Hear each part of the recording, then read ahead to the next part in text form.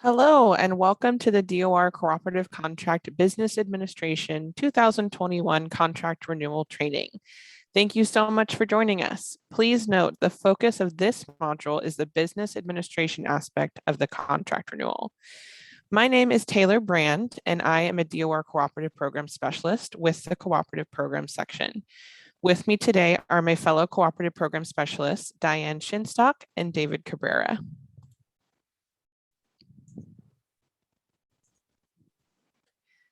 During our time together today, we will be discussing the following topics: contract renewal information, additional forms, DOR contracts and procurement packet, Department of General Services, insurance requirements, and contract execution.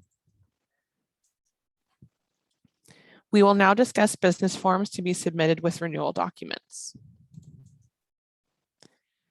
This slide depicts all of the components that are required for contract renewal. However, as mentioned before, this module will focus exclusively on the required business components of your contract, some of which are covered in the contract's Exhibit D. Additional information for the remaining exhibits is covered in greater detail in the DOR Cooperative Program's General Requirements module provided under a separate link. Indirect costs and administrative overhead costs are only allowable on the service budget of the contract.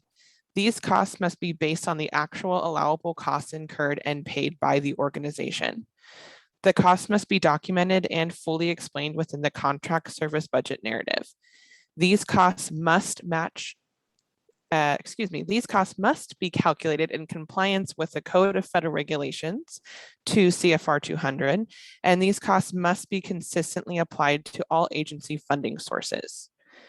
Indirect costs are administrative costs as defined and determined by an appropriate authority such as the California Department of Education, county, independent audit, or federal agency. These costs must be reasonable, necessary, and allowable by the Department of Rehabilitation for the administration of the program, but are not directly related to the provision of any contracts, programs, or services. For example, administration, accounting unit, and personnel or payroll support. Additionally, if not previously set by the appropriate authority, there is a 15% cap upon this rate. Indirect rate is referenced in standard language of Exhibit F of the contract.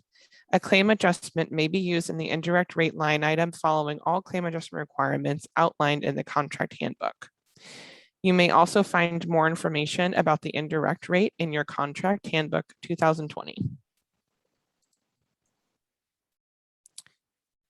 This year, your contract administrator will work closely with the assigned cooperative program specialist to review your renewal documents. We will review additional information later in the slides regarding new processes to ensure timely execution. Your contract draft documents need to be submitted to your DOR contract administrator and your assigned cooperative program specialist by Monday, November 1st, 2021. In the weeks following your submission, the DOR contract administrator and the assigned cooperative program specialist will schedule time with each renewing program in order to review the documents and make edits in a timely manner. Your DOR contract administrator has current templates. Please submit your documents in an editable format of Microsoft Word or Excel.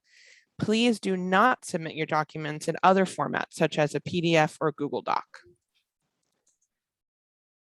I will now turn it over to David Cabrera to discuss business forms to be submitted with renewal documents. David?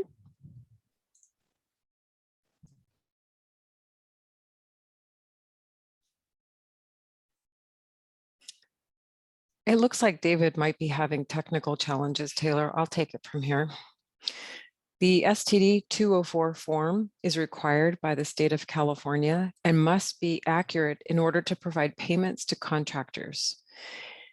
In order to reduce significant delays in the processing of contracts due to inconsistencies between the STD 204 payee data form and the contract documents, the STD 204 is required to be submitted along with the draft contract renewal documents to the cooperative programs section at the time of initial submission. Vendors must have a completed STD 204 on file in order for service invoices to be paid. The W-9 or W-7 will no longer be accepted. It is important to ensure all addresses and titles are consistent between the STD 204 and contract documents. The next several slides will demonstrate how to accurately complete the STD 204. When completing the STD 204, you will find the basic instructions on page 2 of the form. Section 1 will include the basic information. The name entered in this section must be exactly as it appears on the payee's federal tax return. The business name can be used for doing business as name used. The mailing address is where service invoice payments will be sent. The mailing address on the STD 204 and the address on the service budget and/or certified budget must match.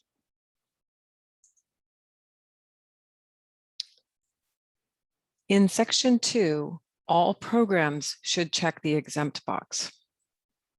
Section 3 is where you'll add the program's federal employer identification number.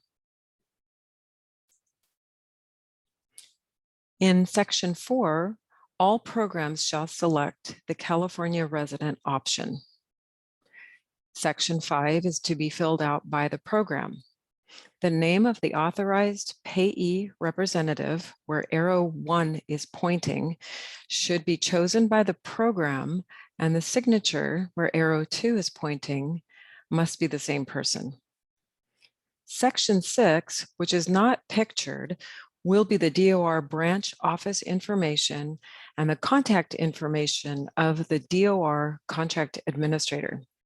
This information is used by central office accounting and fiscal if there are any questions regarding the STD 204.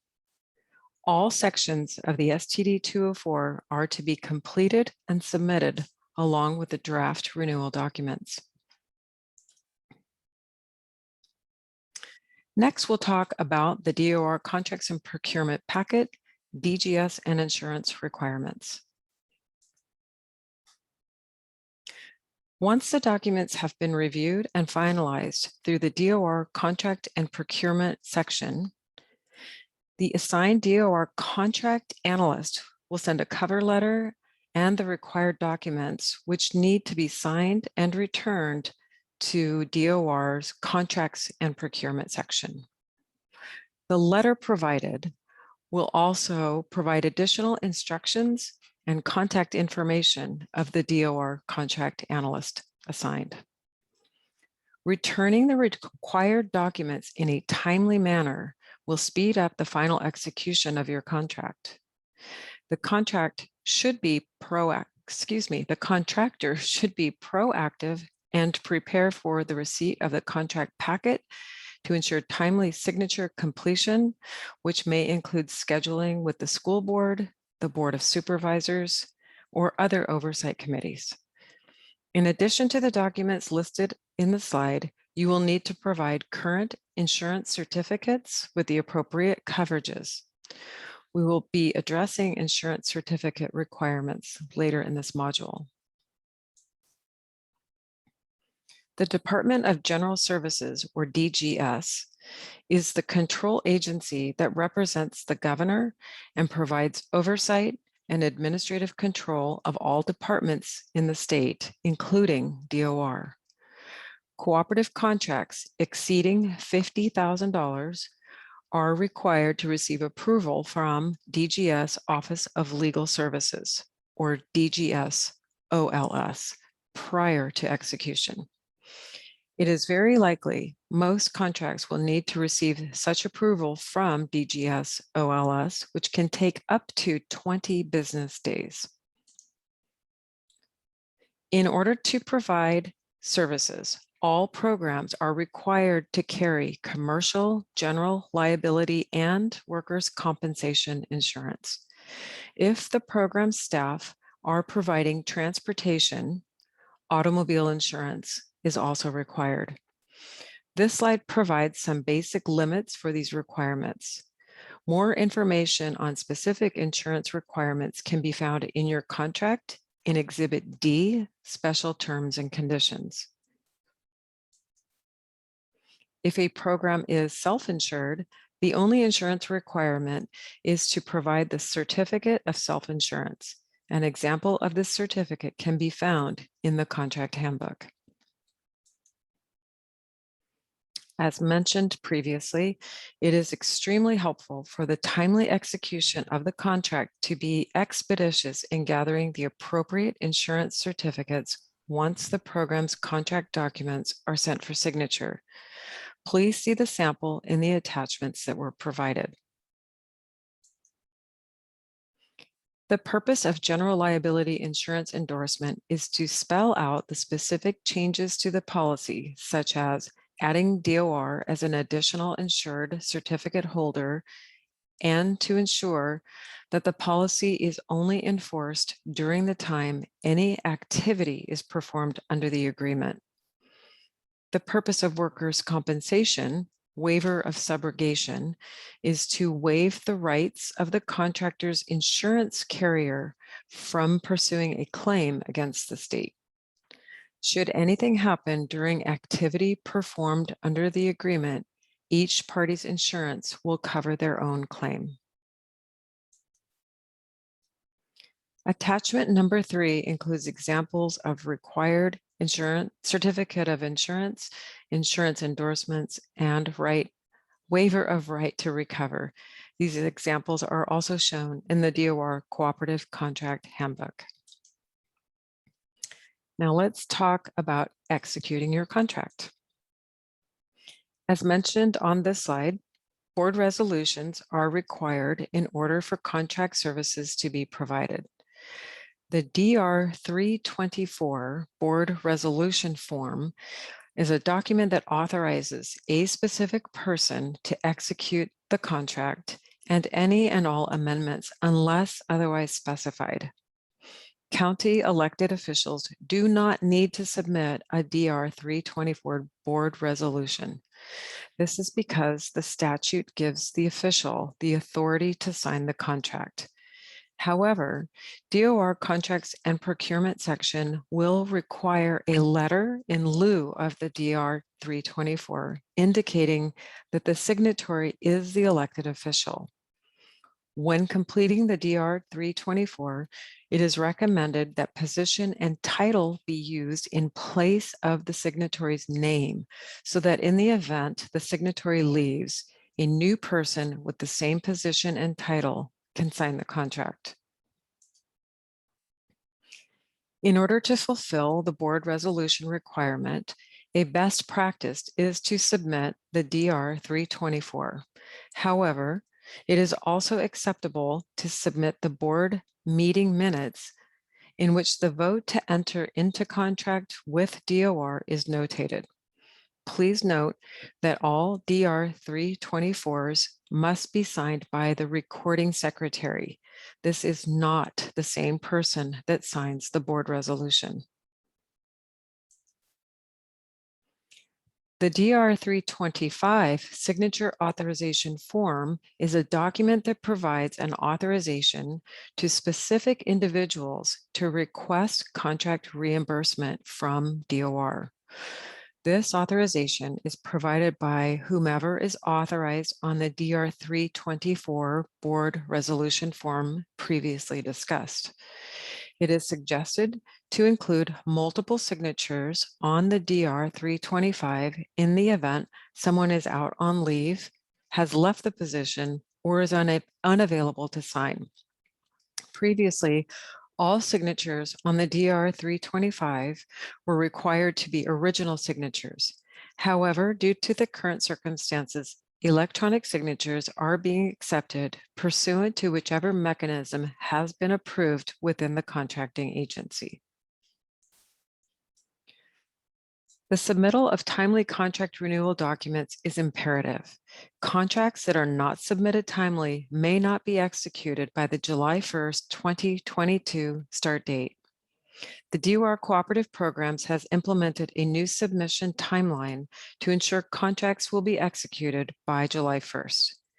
If delays seem imminent, an escalation protocol will be used that will involve the progressive involvement of administrative staff from both DOR and the contracting agency. The contract info sheet should now include the appropriate personnel that can assist in advancing the contract toward execution. There may be possible delays. However, the impact to the program for a delay in execution may include service delivery delays and delays in contract expenditure reimbursement. A late justification will now only be allowed under extraordinary circumstances and on a case-by-case basis. I'm going to turn it back over to Taylor to wrap things up. Taylor? Thanks, Diane. As a reminder, the draft contract documents are due to your local DOR contract administrator and cooperative program section by November 1st, 2021. Please confer with your DOR contract administrator for the exact details to ensure timely submission. Additionally, the cooperative program section will be conducting Q&As and general program update sessions by program type. The slide indicates the dates and times of these sessions. Programs are encouraged to attend the session for their program type. However, if you are unable to attend due to a scheduling conflict, please do attend a different session. Also, if you have questions regarding today's training, please send your questions in advance to cssinfo@dor.ca.gov. Your questions will be responded to during the live Q&A sessions. Thank you for your time and participation in viewing the business administration module of the annual contract training. Have a wonderful day.